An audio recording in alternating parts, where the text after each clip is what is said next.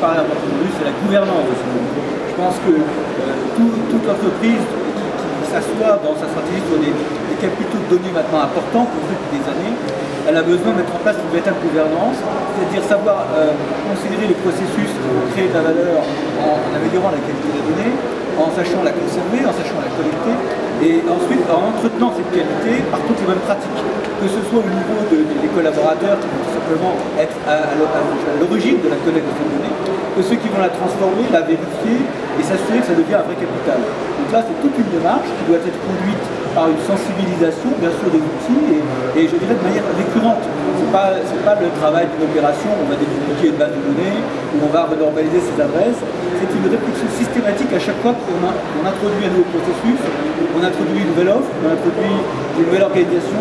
Y a-t-il une question de données? Y a-t-il des enjeux à la collecte? Y a-t-il des enjeux à la qualité de ces données?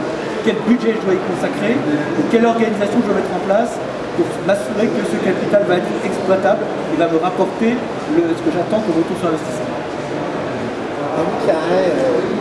La qualité des données, au moment où on les a introduites dans le système, où elles sont générées, est-ce que finalement, est-ce que c'est pas un peu de votre faute? Alors du coup, si les données ne sont pas de bonne qualité, j'ai l'impression que c'est ce qu'ils ont dit.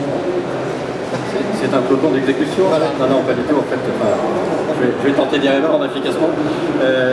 Non, en fait, sur l'aspect collecte de la donnée, effectivement, ce qu'on constate, c'est que le parcours du client, ou en tout cas toutes les données de flux, sont des éléments au moins aussi importants que le profil du client et sa caractérisation au sens CRM opérationnel du terme.